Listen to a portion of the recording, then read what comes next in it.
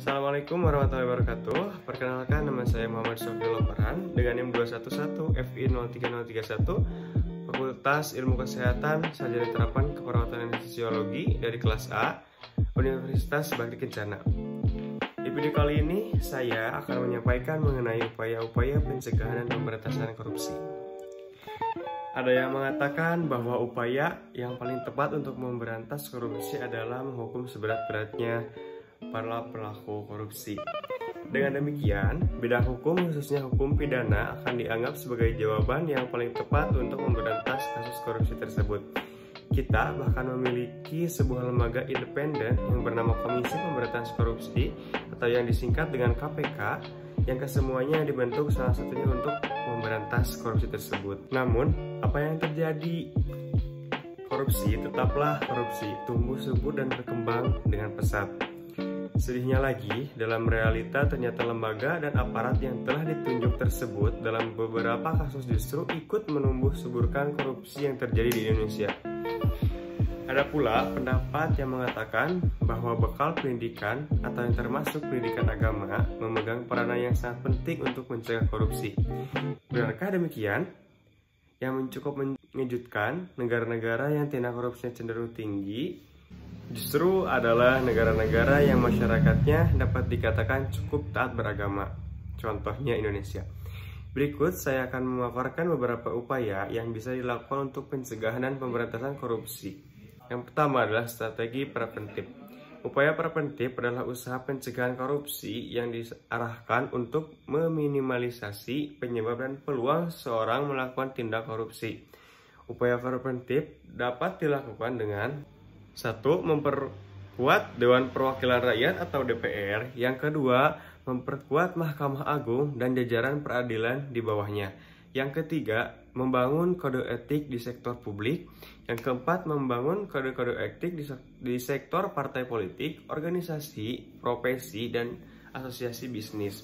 Yang kelima, ada meneliti lebih jauh sebab-sebab perbuatan korupsi secara berkelanjutan. Yang keenam, penyempurnaan manajemen sumber daya manusia atau SDM dan peningkatan kesejahteraan pegawai negeri. Yang ketujuh, mewajibkan pembuatan perencanaan strategis dan laporan akuntabilitas kinerja bagi instansi pemerintahan. Yang kedelapan, peningkatan kualitas penerapan sistem pengadilan manajemen. Yang kesembilan, penyempurnaan manajemen barang kekayaan milik negara atau BKMN. Yang kesepuluh, peningkatan kualitas pelayanan kepada masyarakat. 11. Kampanye untuk menciptakan nilai atau value secara nasional. Kemudian yang kedua ada strategi detektif. Upaya detektif adalah usaha yang diarahkan untuk mendeteksi terjadinya kasus-kasus korupsi dengan cepat, tepat, dan biaya murah, sehingga dapat segera ditindaklanjuti.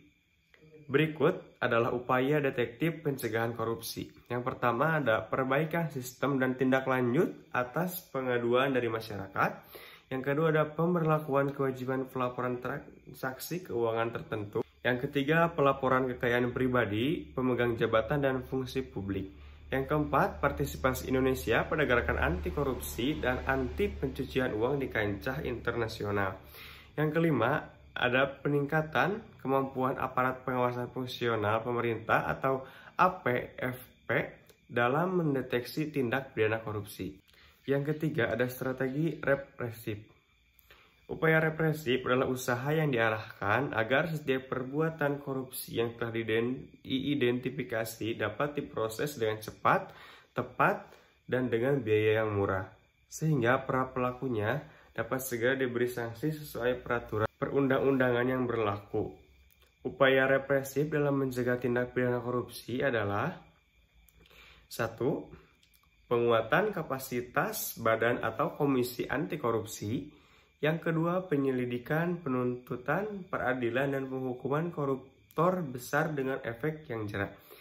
Yang ketiga, penentuan jenis-jenis atau kelompok korupsi yang diprioritaskan untuk diberantas. Yang keempat, pemberlakuan konsep pembuktian terbalik.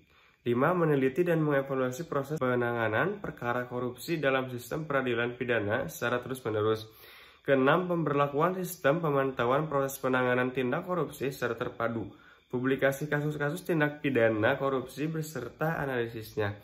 Yang ketujuh, Pengaturan kembali hubungan dan standar kerja antara tugas penyidik tindak pidana korupsi dengan penyidik umum, penyidik pegawai negeri sipil atau PPNS, dan penuntut umum.